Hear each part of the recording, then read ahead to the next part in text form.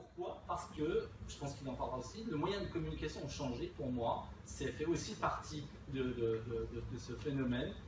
Avant, vous voyez, il y avait les phénomènes de l'amiante ou d'autres problèmes. Pourquoi ne pas supposer que les phénomènes digitaux, tout ce qui est hypercommunication, eh bien, on crée aussi ces phénomènes de burn-out. C'est-à-dire que, vous voyez, on est tous avec nos appareils à tous les instants, et même nous, on a nos patients qui nous envoient des textos, on est obligé, enfin, personnellement, aux urgences, je suis obligé aussi de pouvoir tisser des liens de ce style-là, pour pouvoir les aider la nuit, le dimanche, enfin, peu importe. Il y en a de moins en moins d'ailleurs, puisqu'on n'arrive pas à trouver des médecins urgentistes. Mais néanmoins, ce phénomène est valable pour tous les corps de métier, à mon avis. Vous aussi, vous êtes plus perméable avec le travail. Donc, le travail s'introduit dans votre vie, dans votre sphère privée, et il y a un moment donné où vous essayez de faire des choses et vous pouvez être saturé. Donc, on parle aussi des burn-out, parfois des mères de famille ou des grands sportifs avec le surmenage, qui peut amener à ces phénomènes-là.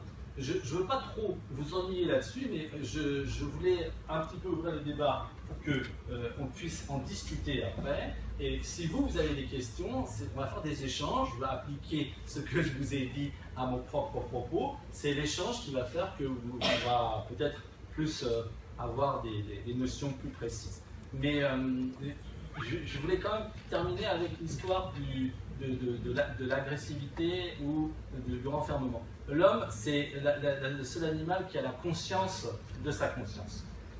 Les autres, il y a des neurotransmetteurs. En neurosciences, on peut prouver que toutes les émotions, et j'ai lu et j'ai écouté Philippe Jamet, qui est un des grands pédopsychiatres, et je l'ai écouté 2, 3, 4 fois parce que c'était vraiment très intéressant. Je vous conseille aussi d'écouter. Il a sorti un livre il n'y a pas longtemps sur les émotions qui nous mènent, et il parle des deux voies où on se détruit et l'autre qui est une créativité où on essaye, qui est plutôt qui nous sauve.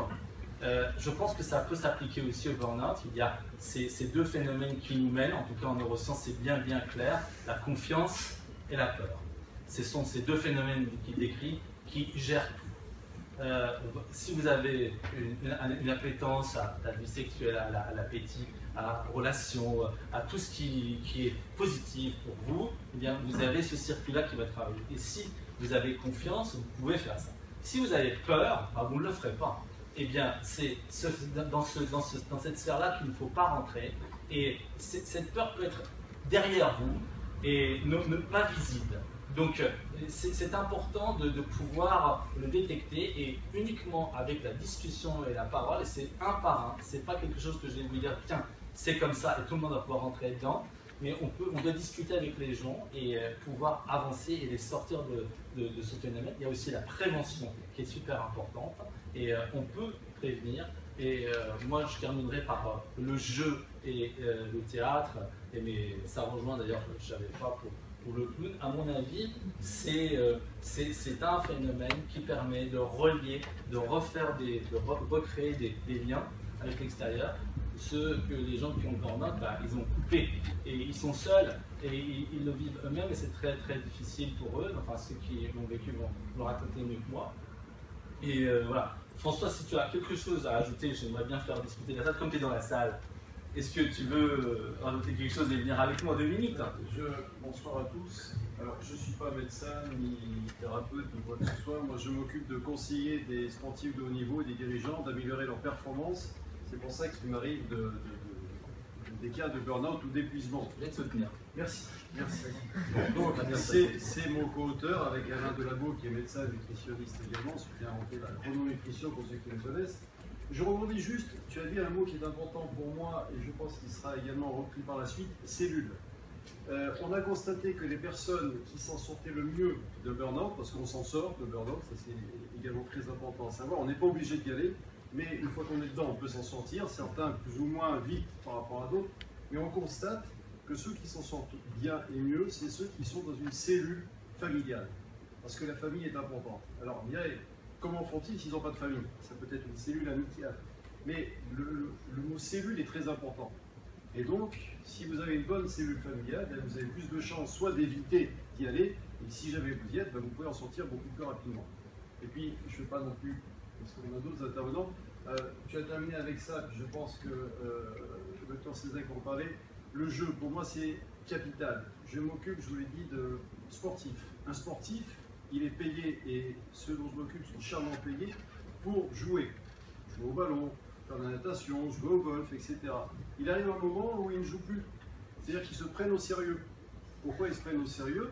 Parce qu'il y a la pression financière, il y a la famille, il y a les résultats, il y a tout. Et il arrive un moment où ça ne va plus du tout. Là, en ce moment, je viens de récupérer un pilote qui est dans un état, il est bon, mais il est incapable de faire quoi que ce soit. Il chute, il fait tout un tas de choses. Donc le jeu est très important. En plus, on dit jouer au foot. Oui, on dit jouer au foot. Hein. Et j'ai tendance d'un footballeur aussi, enfin, très bien placé. Il me dit, j'ai plus envie, je ne suis pas motivé. Je dis, est-ce que tu as conscience de ce que tu dis? Tu n'es pas un ouvrier où tu prends le SPIG. Tu es grave. Oui, mais je suis pas envie. J'en ai marre parce que si, parce que ça. Donc, reprenez, alors, même si vous n'êtes pas joueur, mais quelle que soit votre fonction, amusez-vous. Ne soyez pas identifié avec votre fonction qui vous êtes ce que vous croyez être, parce qu'il y aurait beaucoup à dire, mais amusez-vous, et plus vous allez vous amuser, plus vous serez léger. Parce que ça, la légèreté, j'en parle aussi beaucoup, mais je ne vais pas vous accaparer la parole. Non, Merci bien, pour c'est bien.